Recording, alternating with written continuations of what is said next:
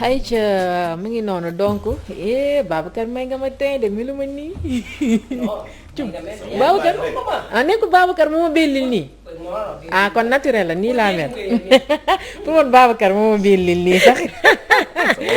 nii noonu donc dañuy daal di dugg rek daal di wëyal waxtaan bi ci li nga xamante moo di rubrique immobilier ñu ànd ci ak ki nga xamante moo di suñu invité di Amadou Makhtar Cissé nga xam ne il vient de nous rejoindre sur le plateau monsieur Cissé ñu ngi lay nuyu. ñu ngi leen di fay. yaa ngi si jàmm. waaw jàmm rek. alhamdulilah jërëjëf. ok ok. Khodos suñu alors gën a ngi noonu. mi ngi ni Amadou Makhtar Cissé nekk président de l'association des ouvriers du Sénégal depuis kañ ngeen sos association bi. bon association bi tout d'abord maa ngi leen di remercier si invitation bi. waaw parce que l'émission Petit Déj émission la boo xam ne duma ko tardé dama koy suivre tout. jaajëf. d'accord merci. nga ci Maroc. ok association bi ñu ngi ko créé récemment en 2020 c'est au mois de juin parce que dans un contexte de Covid-19 moo tax ñuy créé ko voilà. d'accord yéen ouvriers yi ci li ñu nemmeeku surtout ci jamono ji ak manifestation yi keroog gis nañu ko ci këru Ousmane Sonko am benn kër boo xam ne dafa takkaloo ak këru Ousmane Sonko am ay ouvriers yi fa nekkoon di liggéey daanaka dafa mel ni dañ leen a boole ci ña nga xam ne ñoo doon manifester wu. est-ce que kaaraange bi ci war am ngeen ko. waaw effectivement donc lu am solo la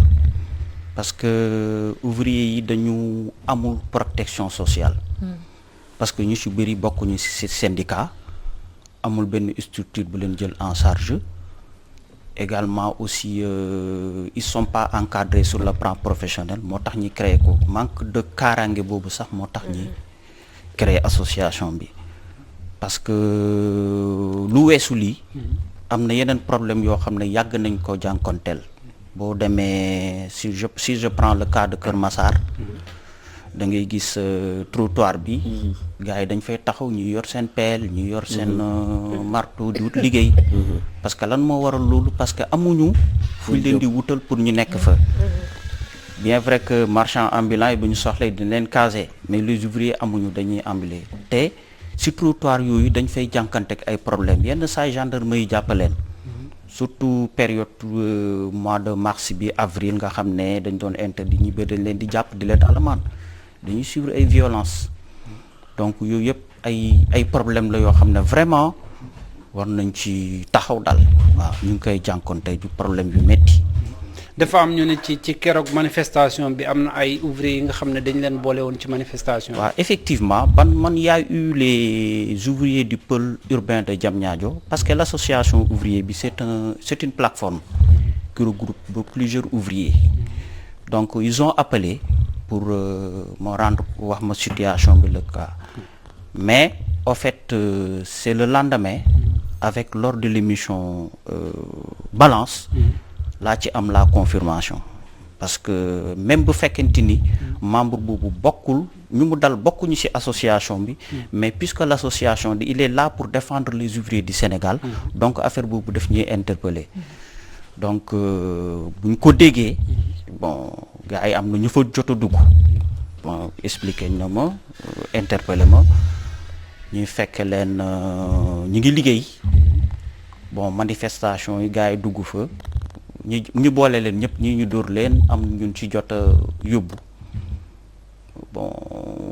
mooy le cas de Mamadou Sarr boo xam ne libéré wuñu ko bon je ne sais pas est-ce que libéré nañ ko mu déet parce que en ce moment ñu ngi bëgg a jokkoo ak Pape Ndiaye ki nga xam ne moo yor l'association des détenus pour ñu mën a suivre affaire bi. kon ba léegi yéen nga nekk président ba pare. nekkoo di topp mbir mi xam ndax. bàyyi nañu ko lam déet. waaw ñu ngi koy topp nag ñu ngi koy topp parce que dañu bëgg a entrer en relation avec Pape Ndiaye. pour ñu xool ndax il a été libéré ou pas. yéen a ngi xool. mën a entrer en direct ak moom. waaw fay effectivement parce que ñëwoon nañ pour entrer parce que aussi l'association comme ni ko waxee il faut que ñu entrer en rapport avec yenn association yi pour ces cas pareils parce que non yow président association nga soxlawoo jaar ci Pape Ndiaye wala ak keneen parce que président association nga su dee seen kii bi dañu ko reconnaître xanaa kay war nga mën a xam fan lañu ko tëj nga mën faa dem di kii waaw effectivement donc cas bi moom may ñul objectif bi mais dañuy ñaawlu ce qui s'est passé dégg ñu leen de waaw ñi ngi ñaawlu lu nga xamante ni mi ngi am parce que aussi boo gisee ouvrier yi kenn du leen dégg ci ay coow dañuy xëy di dem liggéey ñoo toog seen kër taluñu ay manifestation taluñu bon buñ ci ñëwee dugg ci benn chantier ñii ñu dóor leen ba pare ñu jot leen libéré ne leen defu leen dara vraiment tam amul sens daal waaw est-ce que yéen xam ngeen ni am na syndicat ñoo nga xam ne ñoo bokk ci syndicat des ouvriers du bâtiment je pense bien am na. waaw effectivement donc ñun ñu ngi en relation avec contacté nañ le syndicat des travailleurs de la construction comme nu ma la ko waxee l'association bu mujj de yàggul problème yi la ñu bëgg a régler parce que une association c'est pas un syndicat. donc dafa am li nga xamante ni syndicat moo ko war a dox. donc ñu ngi avec le syndicat des travailleurs de la construction dont le coordonnateur est Jaraf Ndaw délégué à FH donc ñu ngi nekk en rapport ak ñoom pour ñu mën a plus tard bu ñu ko formaliser ñu mën a wut ay avocat pour ñi nga xamante ni c'est des ouvriers ñu am yenn problème yooyu syndicat bi taxaw leen. kon ba léegi yéen amagoo leen li war a mën a tax ngeen taxawal ñoo xam ne ñu ngi prison mais yéen syndicat bi ñoom ñi nga xam ne ñuy yëngatu ci wàllum formel bi la ñuy kii yéen ci informel bi ngeen nekk est-ce que finalement association bi sax du informel non l'association il est formel parce que am nañ une reconnaissance juridique on est reconnu mais xam nga des associations bu fekkente ni c'est ce qui concerne les travailleurs am ngeen droit dem affilier aussi benn syndicat pour li affaire yi nga xamante ni yéen mënu leen ko def seen statut juridique permettre leen ko syndicat bi dox ci parce que l'objectif ñun réellement de l'association moom may promouvoir les ouvriers fexe ouvriers yi am protection sociale fexe ñu am un encadrement sur le plan professionnel donc ba tax na yenn problème yi bu amee problème avec la justice problème dañ koy jël rek délégué ko ci syndicat bu ñu affilié wu moom mu dox ko. d'accord. mooy syndicat ba mu taxawee léegi yàggul te yaa ngi wax léegi ne am na ci ñoo xam ne ni ñu ci secteur bi te bokkuñu ci biir li nga xam ne moom moo di boobule association may jéggalu ba récemment loolu nga xam ne xew na biir cité kër góor gi ak ñamu dal nga wax ne ñoom bokkuñu ci association bi donc yéen nan ngeen di def pour recenser ñi nga xam ne ñoom ñooy ouvrier yi ak ñoom nan lañu def ba amuñu information que am na association boo xam ne taxaw na pour seeni ay njàmbat ak di leen défendre te ñoom mënuñu accéder ci boobule association. moo waral yéexaay beeg yooyu ndax bu mu juddoog léegi presque mën nañu wax léegi mu am 2 ans. waaw parce que non association bi mi ngi judd au mois de juin de 2020. 2020 ça veut dire que amagul 1 an te lu tax mu judd. parce que dañu constater ay problèmes. yoo xam ne ay tracasseries yenn problèmes yi dañ ko contesté si Covid 19 bi la gën a grave parce que bu njëkk ba dañ doon taxaw si trottoir yi pour wut liggéey mais ñu jëlee leen fa. donc ñuy dund ay problèmes ñi ne nag lii mënul continuer parce que ñëpp a ngi organiser wu. ñëpp partout ñi ngi am ay syndicats ñi ngi am ay associations mais gis nañ que ni ñu nga xamante ne représenté nañ 65% ci population active bi parce que même ñu nekk dans le secteur de l'immobilier ñu nekk dans le secteur formel bu ñu leen licencier wala ñu am problème dañuy verser wu dans le secteur informel. te boo xoolee tey avec lu am nga xam ne dans le domaine de l'immobilier marché yi ñu ngi koy jox chinois yi donc ñu ngi koy jox ñu nga xamante nit ki préférence nationale bi mettre ñu ko en avant te ñu nga xam ne tey di ñu ñoo garder gagner marché yi surtout les bañ a citer ñooñu dañuy ñëw teg ay normes waroo fa créer syndicat waroo fa kii te ci ay conditions yu garaaw la ñuy liggéey mais ñeneen léegi dañu créer ñu nga xam ne génnee nañ leen dans le secteur ñuy wàññi ñu ñëw bokk ci association bi nan ngeen defay information pour nit ñi mën a accéder. bon voilà information yi moom mooy lii actuellement def des communications parce que c'est pas facile nga jóg a judd pour nga daj Sénégal on a benn section actuellement à Touba. À Touba, nous avons l'association des ouvriers du Sénégal, section Touba, dont le coordonnateur c'est Malik Fall. Donc ñu ngi coordonné ñu ngi organiser Dakar ak Touba rek moo am fu mu ne nii. Dakar ak Touba rek moo am. Dakar moo ak Touba moo am fii mais nag ñu ngi jéem a xool naka la ñuy implanter dans chaque région parce que dañu nekk ci processus de créer ko ak processus de massification. D'accord mais yéen donc yéen a ngi jànkoonteel ay problème mais askan wi itam sonn nañ ci yéen de ndax bu ñu leen joxee chantier bu ñuy ñëwee ci koñ bi dañuy jël ciment yeeg li ni mel def ko ci tali bi baare ko finalement amul sa avertissement da ngay ñëw doo am mën a loo nga xamante ne doo am xam sax fii amoon na chantier nga ñëw ñu baare ko doo comprendre seen waaw effectivement donc seen jëfin effectivement comme nu ma la waxee rek lu tax lu gën a tax ñi créer association bi c'est ça mais il faut que Sénégal ñu xam benn affaire ñu nga xamante ni dañu nekk dans le secteur informel mais les ouvriers maçons yi les plombiers ils ont été formés dans le tas ñu ci bëri sa nijaay moo lay jàngal métier wala nga ñëw ñu dugg wala nga jàng ko dans le tas pratique bi ngay def te ñu ci bëri ñu daax la nga def ci te métier boobu c'est une profession mais nit ki war nga ko tàggat parce que ñu ci bëri seen biir amuñu certificat de travail amuñu carte professionnelle certificat de travail da nga ko war a am parce que bu fekkee sa nijaay daf la jàngal wala kenn jàngal le métier 5 ans plus de 15 ans am na ñoo xamante ni ci recensement fiche bu ñu yor parce que ci biir fiche bi damay bind nom prénom ban date nga commencé liggéey nga ne ma depuis 2000 maa ngi ci métier bi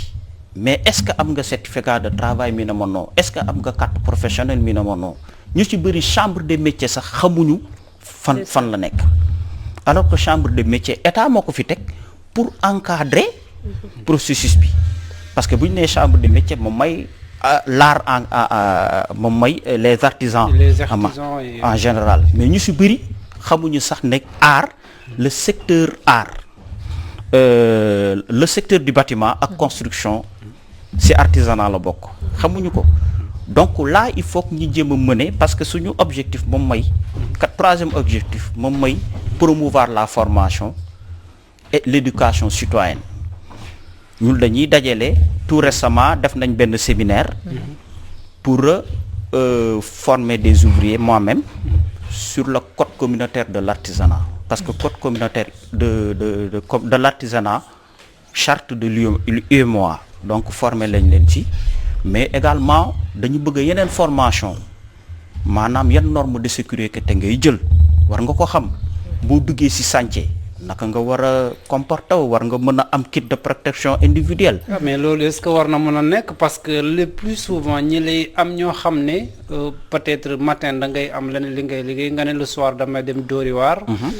dem yore sa kii parce que pick ak pelle mën nga ko kii yor nga sa doole. te le plus souvent ki nga xam ne moom moo lay engagé itam. du nangoo def yenn frais yi di la assurer sa protection bi nga xam ne yaa ngi ci chantier bi war a sol casque ak yeneen yi ni mel est-ce que càgganteefu itam boobu du ci yenn yi nga xam ne yenn engagé ouvrier waaw effectivement foog ñu organiser ko parce que exploitation foog ñu organiser ko parce que y a un travail gudd bu ñu war a def ñu ngi doog a juddu formaliser nañ ko ñi ngi ñëw adhérer chaque jour ñi ngi adhérer mais léegi formalisation bay des ñi teg charte maanaam tey ku ci soxla un ouvrier au lieu nga koy fekk ci mbedd mi da ngay ñëw ci association bi nga ne dama soxla un plombier dama soxla un tel ñu jox la ko et vous signez un contrat ñu wax la yan condition ngeen di liggéey surtout loolu monsieur Cissé il faut ñu taxaw si mbir mi ñu formaliser ko bu baax a baax parce que métier bi aussi ñi si loru te du am benn suite dafa bëri di nga gis ouvrier boo xam ne mi ngi liggéey si chantier jële fa am fa accident jële fa gaañu boo xam ne dina ko topp toute sa vie du am benn loo xamante moo koy assurer concernant wàllum faju ouvrier aussi boo xamante liggéey na si chantier ba bakkanam des fa du am benn suite yooyu aussi il faut ngeen formaliser ko très bien loolu moom lu important la parce que ñu ngi si jóg parce que moom la ñu mettre en avant surtout parce que bëri na ay ouvriers yoo xam ne dañuy daanu si chafaud tout récemment yam na benn ouvrier boo xam ne dafa ñëwoon si chantier di ñaan sarax ñi koy cotiser parce que dafa daanu am problème mu ndigg mënatul liggéey. mën naa la cee yokkal tuuti rek mooy démb gis naa ci internet bi que am na ci benn ouvrier boo xam ne nii ci jumaa Masaalikul Jinaan bi ci la amoon chute ci la daanu woon très bien ba maa ngi ko gis mu toog ci chaise roulante te dañ ko doon ñaanal ndimbal aussi ci comme moom ci condition yooyu aussi la décédé est-ce que tam ñoom waruñu woon xool nan la ñuy kiwee pour mën ko jàppale ndax boobu ak léegi mi ngi bëgg a yàgg te boobu ba tey waa mu ngi ciy chaise roulante toog waaw effectivement donc association warul dox ci loolu. waaw association bi ñu ngi ciy dox. mën a xool naka lañ koy jàppalee. mën a ouvrier yi def quête parce que on a prévu de mettre en place une caisse sociale. pour cas yu demee noonu. mais nag ñu ngi ciy dox ay jéego. état bi mu ngi ciy dox ay jéego parce que am na un projet bu ñu lancé c'est le projet de la mise en place d'une mutuelle sociale des artisans. tout ce qui est artisanat ñu créer leen une mutuelle sociale bu ñu nee mutuelle sociale dafay jël en charge la santé jël en charge retraite jël en charge l'assurance maladie lépp lay jël donc yooyu yëpp ñu ngi ciy travailler le processus est mu ngi en cours donc dañu war a démarrer ci pàccum santé donc actuellement l'association des ouvriers du Sénégal inscrire nañ seen membre jënd nañ ticket d'adhésion dañuy dem ci chantier di leen sensibiliser ne leen ñëw leen ngeen adhérer ci mutuelle bi sociale bi dañuy commencer ci wàllum santé pour ku ci feebar nga mën a faju donc di ñaax sama mbokk ouvrier yi rek ñu gën a ñëw mën a bokk ci mutuelle sociale bi parce que accident de travail ñoom ñoo gën a exposé ñoo gën a exposé dans le domaine de l'artisanat ñoom ñooy nekk ci chantier yi ñoom ñooy nekk ci kaw voilà ci ay travail risque mais nag aussi tam di leen ñaax ñoom tam bu ñu nee système bi ñoom it am nañ ci part de responsabilité parce que aussi tam nit da ngay war a aar sa bopp da nga war a aar sa bopp parce que ce qui s'est passé keroog si avec le problème de cité Kër Gorgui parce que peut-être force l'ordre yi dañu ñëw mais gisuñu mënuñu identifier kii parce que boo solul casque solo gilet mais nga sol nii di liggéey sol yére simple mënu la ñu identifier donc yooyu aussi c'est des trucs mais aussi tam ñu wut carte professionnelle parce que carte professionnelle da ngay déposer sa certificat de travail déposer sa carte photocopie carte d'identité nga joxe de 5 000 à 10 000 la association bi mun na dem chambre de métier wutal la carte professionnelle nga am carte bu lay identifier parce que yéen journaliste yi liggéey da ngay génne sa carte de presse ñu am ko mais lan may problème bi aussi ñu ci bëri amuñu këyit mais loolu est-ce que loolu war na mun na nekk mbay laay yaa ngi doon. waaw te li nga wax am na solo torop ndax nit ku amul kayit naka nga ko mën a wutalee kayit guy wane ni moom lii lay liggéey loolu moom day jafe. te na nga wax laal benn point bu sensible muy Kër Massar. man Kër Massar li ma fay fekk ay ouvrier est-ce que ñëpp qualifié nañ est-ce que ñëpp doonul ñoo xamante ni dañu jàng seen métier 3 mois 2 mois di wut lu ñu bricoler ndax souvent loolu daan nañ ko gis ci yeneen réew yi yoo xamante ni immigré ya fa nekk wala ñi nga xam ne qualifié wuñu dañuy daan doole bu ñu xëyee fajar rek dañuy dem satadoo taxaw fa wala ñu dem ci jardin ba taxaw fa pour képp koo xam ne da ngay wut ouvrier fa ngay ñëw fekk leen fa mais du ma déggee sa wax nga ne état bi mu ngi ciy def ay jéego doomu réew mi ku qualifié man métier est-ce que tey état war na ko bàyyi muy taxaw ci station di wut liggéey. waaw mais xam nga comme ni ma la ko waxee rek non qualifié il faut que mu am benn structure bu leen organiser. yéen a mun a organiser wu dem ñu wutal leen benn béréb ngeen aménager fa teg fa des conteneurs des mobiles conteneurs. def fa mbaar ku soxla ouvrier nga ñëw foofu ku fa soxla nga ñëw foofu ñan ñoo ko war a def donc je pense il faut que d'une part bon mun naa ne état mais d'une non part aussi amul di état ci boppam non, moo ko war a def. loolu kay état wala waaw. maire Kër Massar ci boppam mu jug ci loolu. waaw effectivement donc ñun on a si ça sax on a un projet qui s'appelle espace ouvrier. Espace ouvrier benn espace la ñu bëgg a aménager teg fa des conteneurs. kii ko même tabaxuñu def fa des mbaar